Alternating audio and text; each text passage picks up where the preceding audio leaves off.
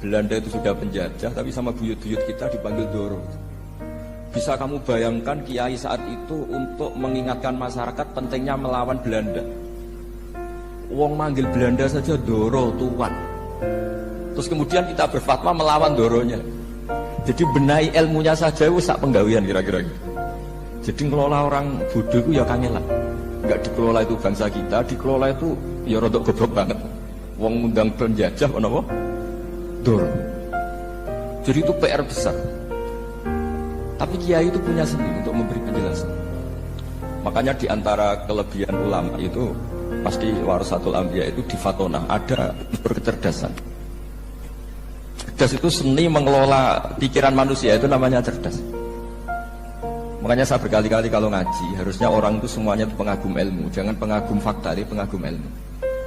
Ya saya berkali-kali mencontohkan, kalau Anda suami yang miskin, nggak punya uang, terus pulang dimarahin istri karena tidak punya uang atau kerja tidak sukses, harusnya kamu bangga. Anda juga kan yang berteori kalau suami nggak becus itu pasti dimarahin. Nah ketika menjadi fakta harusnya Anda syukur bahwa ilmu Anda itu benar. Jadi pas istri marah, alhamdulillah ternyata teori saya ini benar itu. Ini lucu kan, teori Anda mengatakan demikian, tapi pas menjadi fakta Anda tidak siap. Nah, begitu juga menyangkut penjajah. Belanda itu sudah maju, Eropa sudah maju, Indonesia negara yang terbelakang. Di mana-mana terbelakang itu menjadi objek penjajahan. Di mana-mana yang terpelajar itu posisi menjajah. Sehingga ulama adalah mengertikan yang tidak ngerti. Karena teori penjajahan pasti gitu, yang tahu menjajah yang tidak tahu, yang sudah modern menjajah yang belum modern dan seterusnya. Makanya awwalu hadzal din itu al-ilmu. Makanya nomor satu itu ilmu, pengetahuan. Di sini pentingnya sampai Islam mewajibkan thalabul ilmi fardhatun ala kulli muslimin. Karena tadi bisa kamu bayangkan 350 tahun dijajah Belanda, kita manggil mereka itu Doro atau tuan. Kayak apa? Susahnya menggerakkan masyarakat yang cara pandang masih demikian. Lah kiai-kiai sudah ada berontak dibikinkan masjid di alun-alun, diberi otoritas beragama sehingga dikira Belanda ini baik. Padahal ini dulu ya niatnya menina bubukkan biar tidak ada pemberontakan.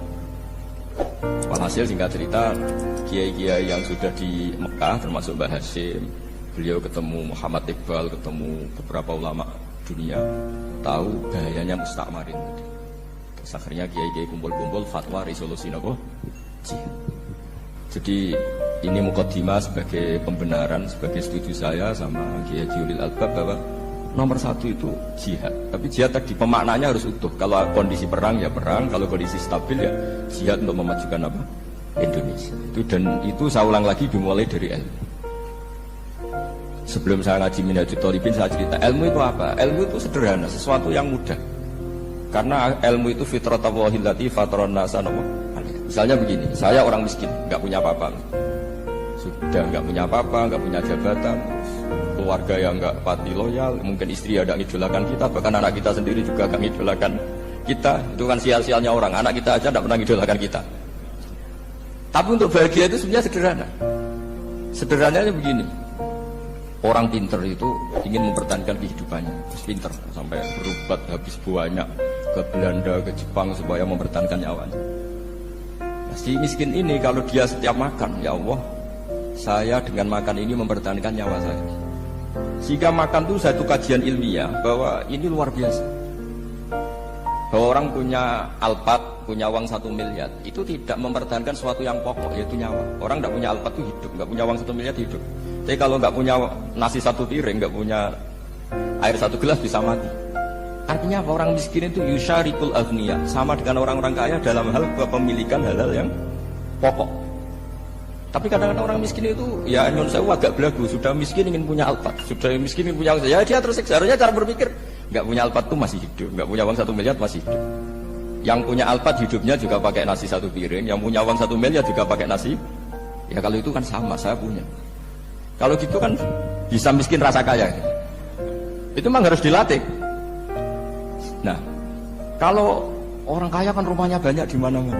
Memangnya kalau rumahnya banyak di mana-mana terus tidur di sini 1 jam, di rumah itu 1 jam, malah nggak bisa tidur kan? Tetap aja yang dipakai 1 kamar. Itu gunanya apa punya rumah banyak? Setidaknya zaman miskin itu dia berpikir gunanya apa punya rumah banyak untuk dipakai hanya 1. Meskipun suatu saat kalau dia kaya juga berpikirnya agak rubah. Ya penting punya rumah banyak, biar kemana-mana punya rumah. Nggak apa-apa, tapi sementara masih miskin jangan berpikir seperti itu. Nah yang menjadi miskin kacau kan sudah miskin, berpikirnya gaya orang kaya. Itu kecelakaan. Lah itu ilmu, maksud saya itu ilmu. Sehingga dulu Nabi ngajari orang miskin itu sederhana. Ketemu orang miskin sama Nabi diajarkan. Nabi diantara ajarannya begini. Ada seseorang man asbaha, orang yang setiap harinya mu'afan fi jasadi, dia sehat, aminan fi sirbi, negara dalam keadaan aman, tidak dalam ancaman. Indahu qutu yaumik, dia hari itu punya makan. Faka'an nama khizat lahu dunya bihadzafiriha, berarti dia sudah punya dunia isinya. Karena polanya sama. Buat Presiden Amerika itu yang untuk mempertahankan nyawanya ya makan pokok dan minuman pokok, bukan jabatannya sebagai presiden atau punya uang triliunan.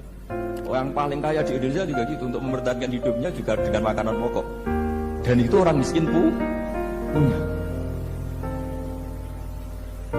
Kehidupan paling top itu apa? Ya kehidupan yang mempertahankan nyawa itu yang paling top, lainnya itu enggak. Karena mempertahankan nyawa ini super penting dan orang miskin bisa. Nah, saya berharap ilmu seperti inilah menjadikan bumi itu kuat ketika melawan Belanda. Kenapa kuat? Karena mereka gampang syukur. Barokahnya gampang syukur itu selesai dengan dirinya sendiri. Kalau bahasa intelektualnya itu, orang kalau sudah selesai dengan dirinya sendiri bisa berpikir memanfaati pada orang. Dulu orang-orang miskin ketika era sahabat, termasuk era para ulama yang mendidik para umatnya, itu selesai dengan dirinya sendiri. Nah sekarang banyak orang miskin juga termasuk orang kaya, bahkan belum selesai dengan dirinya. Wah itu angel, ngajak jihad angel, karena dengan dirinya saja belum selesai. Maka masyhur itu kan ketika perang Tabuk, ada orang datang, kira-kira kalau Indonesia pakai beras 4 kilo, ya Rasulullah yang 2 kilo tak kasihkan keluarga kami supaya bisa makan, yang 2 kilo tak kasihkan jenengan untuk biaya perang. Perang Tabuk itu perang tersulit, disebut perang Dadil Usra. Sekarang hitung saja, ini coba dihitung, mungkin yang bagian kasir tahu. Kalau 2 kilo kali 3.000, umat Islam masih itu sekitar hampir 3.000, itu sudah 6.000 kilo. 6.000 kilo itu artinya apa? Orang miskin ketika perang membiayai dirinya sendiri, itu satu.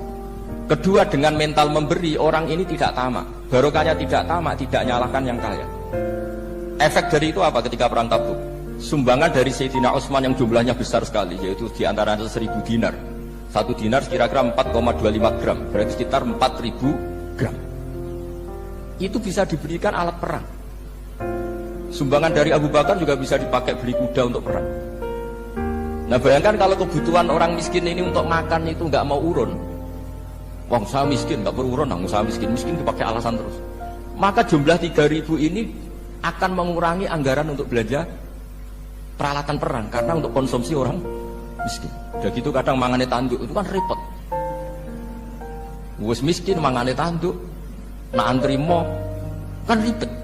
Artinya apa? Perang ini tidak fokus karena ngurusi konsumsi untuk orang-orang miskin. Nah, dulu zaman Nabi orang miskin pun semuanya heroik. Mereka dibantu gak mau, inginnya bantu. Sampai dicibir sama orang munafik. Apa gunanya sedekah 2 kilo? Perang ini perang besar antar negara. Pas itu mau perang melawan Romawi. Sampai orang munafik bilang alladzina almizuna almuttawiina minal mu'minina fi shadaqati walladzina la yajiduna illa juhdahum faskharuna minhum. Orang-orang munafik digambarkan Allah orang-orang yang mencibir sedekah kecil. Untuk perang besar kok sedekahnya hanya 2 kilo. Tapi yang mahal bukan 2 kilonya. Kalau ada 1 juta orang miskin menyumbang negara 20.000, itu artinya apa? Kita punya rakyat yang inginnya hubungannya dengan negara memberi. Tapi coba kalau kita 2 juta rakyat yang inginnya dari negara mendapat, pegawainya demo ya. Ya ini ajarannya Nabi yang luar biasa. Dulu Nabi itu bisa mendidik orang miskin pun bermental memberi. Nah barokahnya bermental mandiri ini mereka selesai dengan dirinya sendiri. Coba kalau mereka tidak bawa makanan sedikit ketika perang, mungkin kuda yang untuk perang, mereka berpikir, bu ini saja disembelih supaya kita bisa makan. Ribet kan? Ngapain beli senjata yang mutakhir, makan saja nggak bisa. Tapi barokahnya mereka urun sendiri.